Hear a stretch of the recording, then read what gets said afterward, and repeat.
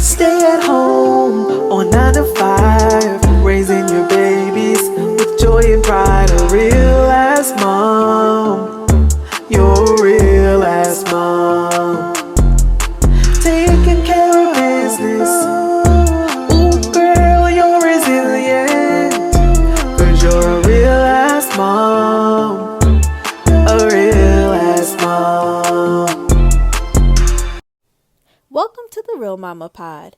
Real ass moms sharing real ass experiences. The things people don't tell you. Hey, Mama, hey. Hey, Mama. What's up? We have a guest. Duh.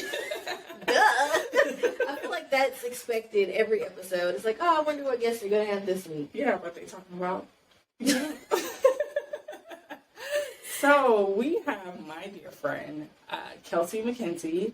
And funny story about us and how we met. So, her husband is my childhood best friend. So, Kevin and I became friends when we were in 8th grade. He was actually my first friend. Him and Mimo. We were all from up north, and we kind of like clicked instantly because we were like, what is going on in Florida? And so, Don't do it like that. that was the time where fashion was like really discrepant. Okay, we would get things way before it hit Florida, and so we would have like the latest J's and all this stuff, and everybody's just like catching up. Anyway, so Kevin and I, we did 8th grade together, we did high school together, we did college together, and now we're doing like life together because he's the pastor of our church, Rise Up Church. Whoop, whoop. And so this is the church plant that you talked about in one of our episodes last year, right? Yes. Yes. So Kelsey and I naturally became closer because my relationship with Kevin, I just absolutely adore her. Like, she's like one of the sweetest people I know. Mm-hmm. One, she's a mom of 5 kids. Yeah, you gotta be sweet. So that's one. I'm not even finished. She did a home birth with all her kids, all 5 of them. Yes, natural home birth, but all. And then y'all, she homeschools all of them. All of them. All of them. So, like, when I say I admire and adore her, and she's just so gentle with her kids, with my kids, because, you know, they're a little rambunctious, and she's always so just, like, this loving spirit, and always so open, and we have great dialogue. So I was like, girl, we got to get you on this podcast. Are you down? And she was like, absolutely. Welcome, Kelsey. Now we have Kelsey. Thank you. I'm glad to be here. I am. Kelsey, tell us a little bit about you. You have, I guess, 5 journeys. Or let's start. Who was your journey to motherhood? Like, what did that look like for you? So, I always wanted to be a mom growing up. You know how a lot of people plan their wedding and all that? I never thought about it. So, I don't know what I thought the plan was. But I didn't think about getting married. I always wanted to have kids. Mm-hmm. And so, I did end up getting married. And he's wonderful. Mm-hmm. But there was a point where I was like, it's just time to have kids. Mm-hmm. And so I have 5 kids. Mm-hmm. And like Devin said, I had a home birth with all of them, which was beautiful. And I had the same midwife for all of them, which I'll just forever be grateful for her because I needed that support. And then with each kid, so we had our first, and every time we got pregnant, it was kind of like, I think it's time. I would literally say this, and Kevin would be like, oh, are you sure? And I'm like, it's time. And then we would get pregnant, but after number 4, which was my first boy, I was kind of like, we weren't sure. We were a little tired. We're like, this is kind of a lot. But every time we would hold Ezra, we would feel like, where's the baby? Yeah. Right? Somebody was missing. And then we had Devin, who's my youngest daughter, and when she was there, we're like, we feel like they're all here now. Yeah. Mm-hmm. So, yeah. So you kind of feeling like, okay, I'm done. We feel complete. Our family feels like it's whole. We're good. Yes, absolutely. So no baby number 6? No 2 boys? I mean, you can never know. I mean, I would be a little overwhelmed at first, but then I'd be like, all right, it's just what we're doing. But, yeah, and I forgot to say, so I have 4 girls and 1 boy, and they're 8, 6, 4, 3, and 9 months. So, okay. All right. And now we feel like complete. This is it. Because that's 7 total in the house, right? And 7 means completion. Correct? Okay. Oh, yeah, see? I feel good about being got being done. Oh, 7 people. Y'all see what I did there? Come on. Y'all don't want none of this. No, I'm joking. So let's get right into it. So we talked about homeschooling, and you're homeschooling all 5 of your kids. And so what made you make that decision? Like, okay, I'm going to homeschool my babies. And for those who don't know, she does have a prior education background as well. So from a teacher's perspective, like what made you say, nope, my kids are not going to school. I'm doing this myself. And then what are some things that you absolutely love about homeschooling? And then what are some things you kind of dislike? So what's interesting is I never planned to homeschool, actually. I actually was very hard on the other side. Yeah. I was sure we were going to public school. And so with my oldest, Brooklyn, we started in public school. She went to kindergarten, and it was fine, right? She was a little ahead because she just started reading early. She was one of those people, she does everything fast, right? But we kind of knew that because as a teacher, I just kind of knew she was going to be a little ahead. But her kindergarten year is when COVID hit. Okay. And so they put everything online. And so we finished that year, and her teacher was great. She really just let me do whatever I wanted with her at home. But so the next year, most of the things were online still, and I just couldn't get with that, right? She was only in first grade. I felt like it's so much meaningful when you're sitting with someone. Yeah.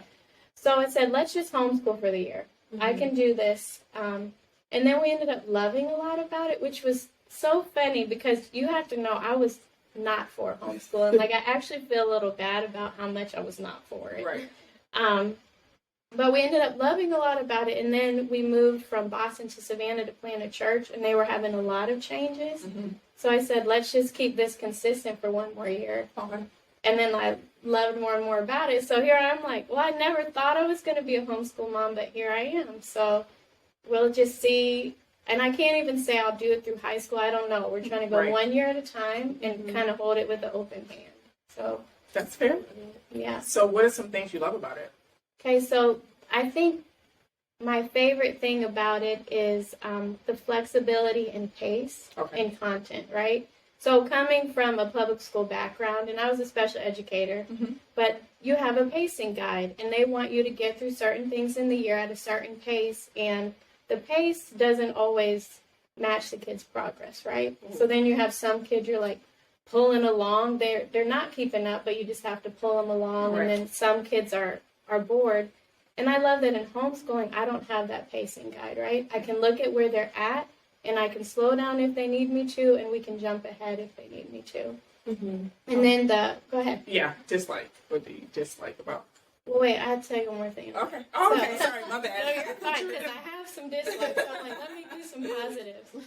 But, so with that, too, I like that I get to have some more flexibility with content, right? So, sorry, I hit the mic. But in school, in 3rd grade, you learn about this. In 4th grade, you learn about this. At homeschool, I can, if they're really interested in something, I'm like, let's learn about that. Let's go. Let's dig into that. Because when a kid is interested, it's so much more meaningful for them, right? So I like that. And then the other thing is you just have more time, right? I have more time with them. There's more time for them to explore, right? There's more time for them to create, play, be bored, and have to figure out what to do with themselves. And so, like, my oldest has written stories. She's created games. And I think I love that learning just kind of becomes a part of your lifestyle. It's not really like learning is for school time. I love that. So, yeah. So what does a full day schedule look like for you all? Like, where does social interaction come into play? How do you go about selecting curriculum? Like, what does a full day look like? Yeah. So the full day is a full day, but I would say first, let me start with socialization because that was the number one thing I was worried about, right? Even this past summer, we were saying, are we going to continue? Are we going to put them in school? Because we were like, they have to be around people. Right. And so there's something to be said, right? Socialization doesn't just happen when you're around like your same age peers, right? Socialization is knowing how to interact with an adult, knowing how to be kind to a baby or a younger person that's annoying you and losing their mind, right? So I know it's more broad, but I really wanted them to have friends.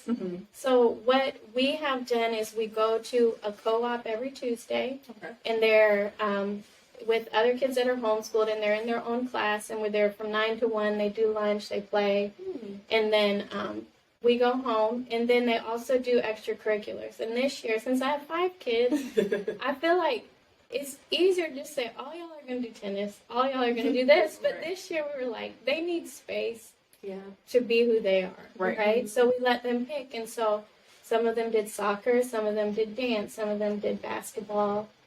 So that's one way they get socialization too. And then our church is great. And there's a lot of kids there.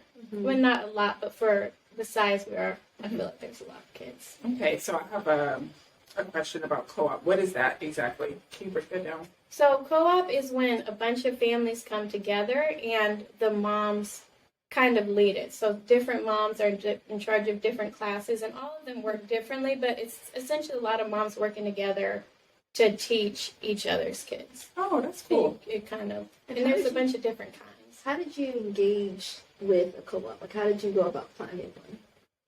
So, I had to look, and we're trying one this year, and the moms are very nice. I'm not sure it's exactly the right one for us, but you just have to look, because there's a few of them. In certain places there's more, but to me, honestly, there wasn't as many options here. Yeah. So I found one that was available, and I had to just Kevin and I just had to say, we just have to try it. You're not going to know if it works for us until we try it. Right. But that's fair.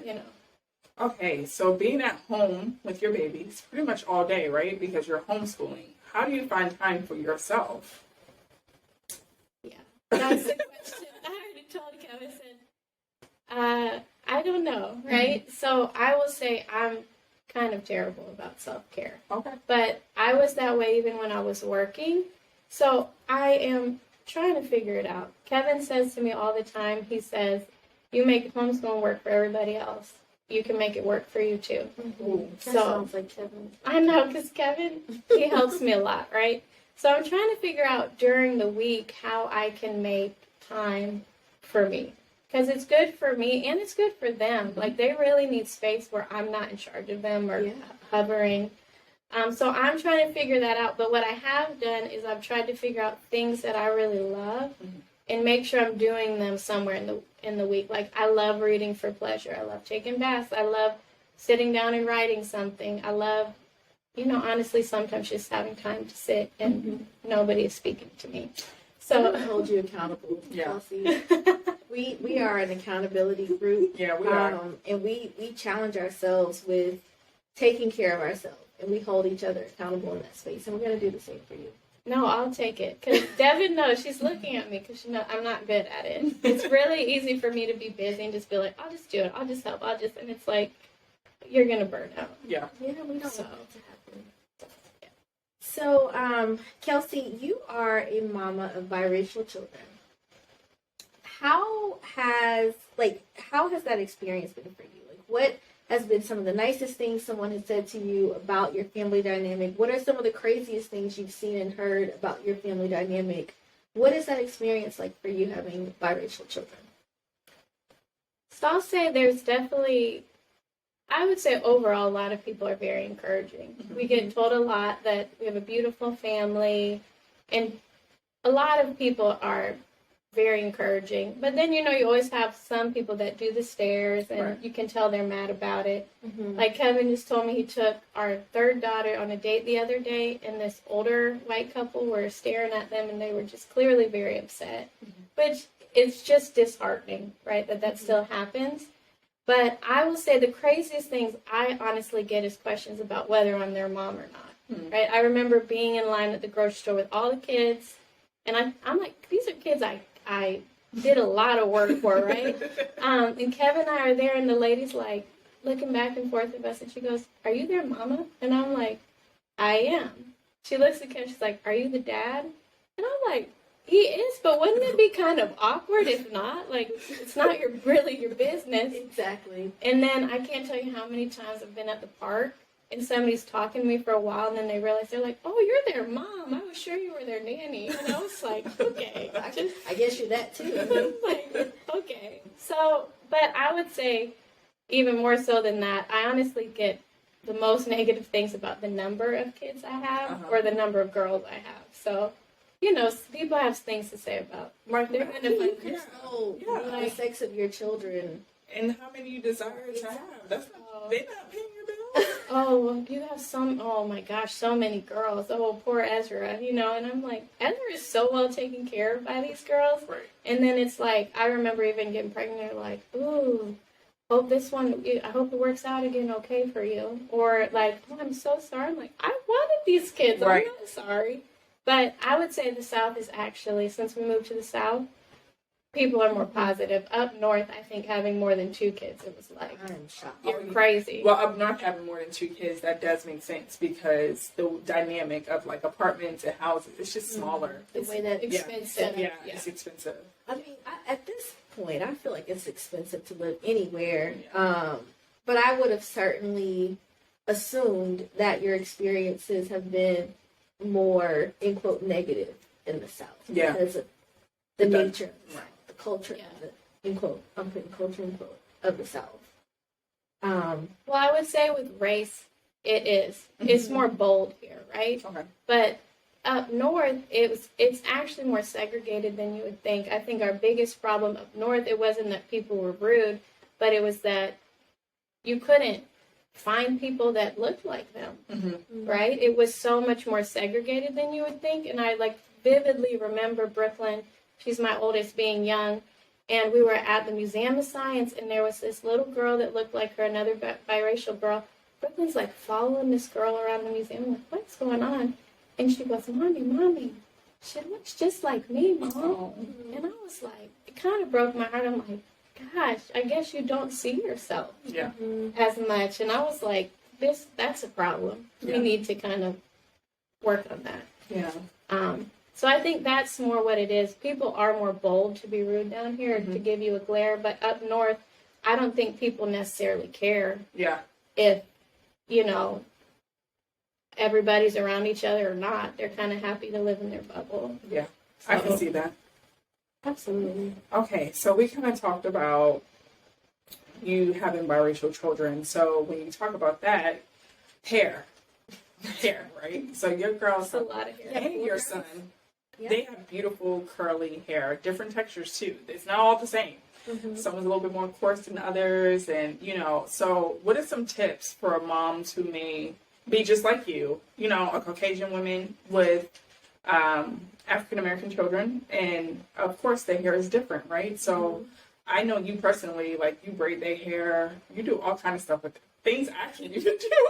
I'm like, wait, you learn how to braid? Teach me. But I don't know how to but yeah, what are some tips for moms? Because we've gotten some questions like that from moms who may not know how to do hair. Well, I think the first tip is you need to ask questions, right? If you don't know what you're doing, you just have to ask because there's no shame in not knowing what to do. It's Right. kind of, because I have met moms who's like, I don't know what to do with their hair, so I just like, they need to figure it out. That's And to not me, fair. that didn't sit well for me, right? So I asked a lot of questions. I have a lot of friends that are African American that I would ask. I'd ask my mother-in-law. I'd read a lot online. But the other thing is you have to try, right? And you have to know you're going to try something and it might not be the best at first. Like I remember looking up this style and I did on Brooklyn board. I thought I was being so careful doing all these nice parts. I like took my time and it did not look great. I mean, it looked like a lot of spider. I don't know what I did wrong, right? But I called one of my best friends, Delane, who's actually been on the show, and I was like, Delane, I was on FaceTime, I'm like, you need to look. I said, I don't know what to do. I don't want to take it out, but it's kind of terrible. And she was so nice. She's like, it's not as bad as you think. She's like, but this is what you need to do next time, right? And she gave me a tip. And then I did it other times, and it looked great. So you have to keep trying, and you have to give yourself room to learn. You can't just say, oh, I can't do it. I mean, you can if you want to. Yeah. But to me, you want to embrace their hair and get them involved, too. Like, sometimes I'll find pictures that I think I can do. Say, which one do you want to try? To just show them, like, their hair is fun. They can try a lot of different things with it. And You just have to try, and if you don't know, look it up. There's a lot of stuff out there. I'm so glad you said that, because growing up, like, I was taught, I don't know, Ken probably need to, your mom's a whole hairstylist, but that our hair is our crown, right? And we protect it, we make it look pretty, and we're proud of it, no matter what it looks like, right? And for other moms to be like, you just deal with it, that's early on starting, like, self-hate almost, because they may look a mess, right? And it's like they don't have the confidence. So you're already instilling that in your girls, like, no, you're beautiful, let's embrace this, and giving them choices. Like, I love that. Yeah. Yeah, so I have a friend from graduate school. She is a white woman, but she has either, I'm not sure if it's her niece or her cousin. It's a family relative that she has, I believe, full custody of. And she called or texted. I think she called me one day, and she wasn't distraught, but she had questions because this relative of hers came home. The girl is young enough she's a young girl, but she's old enough to understand and have self-esteem, right? And a lot of her peers were white girls and boys, and her hair, her appearance did not look like her peers. And she was really concerned because this really shot down that little girl's self-esteem. And she wanted to try so many hairstyles with her hair. She didn't know what to do. She's like, I've been on YouTube. I've been contacting, her husband is also a Black man. So she's been reaching out to his family. And she's just been tapping into as many resources as she could to make sure this little girl had a life that was fulfilled and her self-esteem was high. And she didn't feel like she didn't fit, right? So I absolutely, like, let's talk about it. I'm here. If you need anything, I will talk to your cousin, niece, whoever she is. Like, if I could be a part of that, I absolutely would. So hats off to you and all mamas out there who are trying to figure this out, because it's hard doing a little girl's hair. It is. Yeah. Like, it's not easy. So, but yes, I'm sending all love to those little girls and mamas out there. Well, we appreciate it, because I always tell people, I said, I am not going to be offended about this. Even if you just notice something could be done better, just tell me, because it'll be out of me not knowing. Yeah, so, we appreciate it. Yeah. So as far as, like, okay, talking about like instilling different cultures with your children, like, how do y'all find that balance with that, right? So that's my first question. And two, have your children ever asked you about race and realize that they're different from their peers? And how did you navigate that? Like, what was that conversation like? What did you tell them? It was a bit of a learning curve for me. I think I was more sensitive at the beginning, which I'm a little embarrassed to say, but it was true. If Kevin said something to me about something I was reading them or showing them, I would feel like, well, it's not bad that there's white people, right? But the point was, they're gonna see white things without even trying, right? So his point was more like, and we always tried from the beginning, but that we really have to try very hard to make sure they're being represented. Which, as soon as I got that, I'm like, absolutely. I don't know why I was being sensitive and ridiculous about it. But the one thing we try really hard is to make sure they are represented, right? We love reading books. And so we have tons of books with people of color in it. And it's not just, I think there's wonderful historical books that are so important for them to see their history told from the right perspective, right? And there's so many great historical books out there. But I'd also say the books where they're just everyday life, right? So they're not just seeing themselves in history, but they're seeing themselves in the everyday main characters that are saving the world, that are finding the unicorn in the middle of the forest, right? That they are there. So one of the biggest things we do is we are very mindful about books and movies. And then the other thing is making sure we've tried really hard to find people like doctors and the people who cut their hair that look like them, because we want them to know, to see themselves in their roles too, right? So to see themselves in like peer level, but also in leadership roles. So that's one of the biggest thing. And then the other thing is talking to them about both upbringings, right? Make sure they're having time around both families, not just my family, or whichever family's closer, but making sure they're getting the wide range of their family so they can get those pieces of culture that are just naturally instilled in those families. And then the second, what was the remind If me they the ever second? asked you about race, and if they did, like, what was that conversation like? And if they haven't yet, like, how are you preparing yourself for that conversation? I would say we talk about it a lot, and it's something they noticed early on.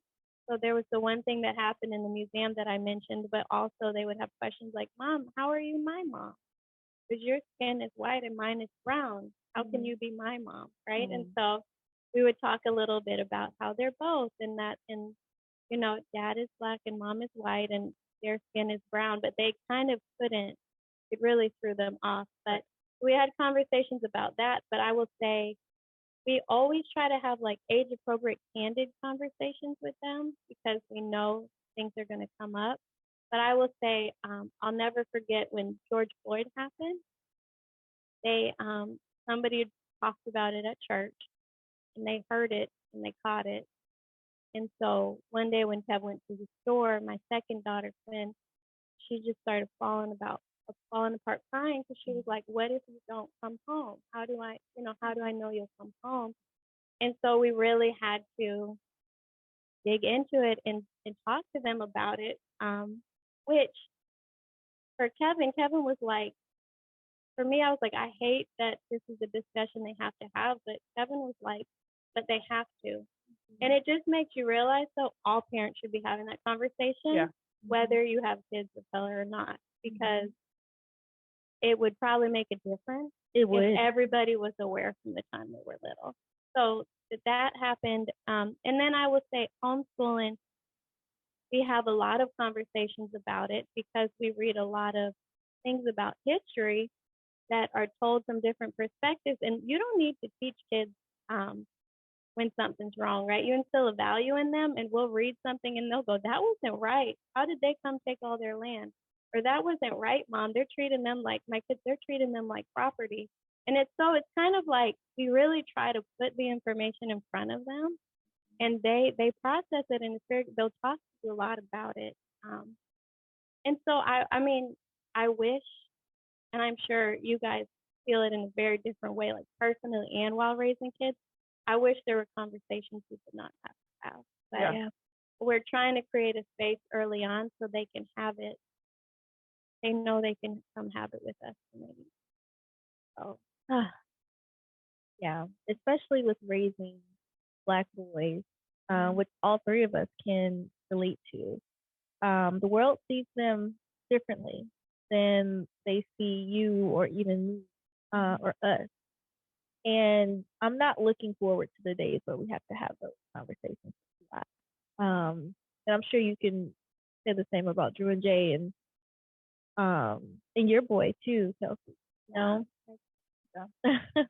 It's a prayer I pray every night. I pray over them and asking the Lord to really have the world see them as just regular people and not as a threat. And it's scary to think about, but it's something I pray for because I do hope for change. And I hope they don't have to experience some of the things we've experienced or seen. I just pray the Lord keeps them protected, and every little Black boy out there, not just mine. Yeah. So our last question for you, and I think this might be a part of that challenge that I talked about earlier, but who is Kelsey? Oh, it's interesting about that question. I had to, real quick, but I had to write a bio for our church website. And my best friend called me, was like, "We need to have a best friend intervention." I'm like, "What do you mean?" He's like, I read that and I'm like, "Where is Kelsey? Where's my best friend?" It's so much about like who you are within your family, but who are you? So you're right. You're very smart. I gotta like work on that, right? But who am I? I can tell you what I love. I love raising my kids. I love God. I love reading. That is something that's really come back for me for full circle. I love reading. I love music. I She's love. quite the singer. Oh, I do. Really? Yeah. I didn't know that. Let's do it for now until we have a worship leader. But I love to dance. I love to have fun. I love to try new things. And so I think I am trying to make more space to do those things, right? Like to go explore. And I know what I love to do too. I love to eat. I mean, Savannah, I'm so glad. Yeah. Sorry, anybody who lives in Boston. Savannah just has much better food. Yeah. So I'm all about it. I'm like, we might not be able to take all the kids because it's expensive, but me and Kevin can go. Yes, indeed. And I'll watch the babies anytime. So then they would love that. Hey, so friend, it's time for Mama Juice. It is. So I did not have a name for today's drink, but there's a sign in front of me right now, and it says "You got this," and I feel like that sign resonates with what we're talking about in this conversation. Not and just it's with usually us. displayed. We forgot to put it up, but it's in front of us. But we that sign sits with us. Like we really believe that, and for some reason, my spirit spoke to having that name or title as today's cocktail. As You got this. I like it. So I learned that Kelsey likes wine coolers. If she drinks, she'll have a wine cooler. So I'm like, let me see what I can make that's kind of like a wine cooler. So I actually, surprisingly, I like this drink. It's really good. And I don't know if it's because of the mint that's in it or what, but it is something that you can just casually sit back and just like sip. So it has 3 ounces of sparkling wine, 2 ounces of orange liqueur, and it has muddled strawberries and blackberries and mint. So if you mix the strawberries, blackberries, mint, and orange liqueur in a shaker, you can shake it all up with ice, pour it in a glass, and then top it with the sparkling wine, and then garnish it with mint. I love the extra mint, and I think this is really good. It's really good.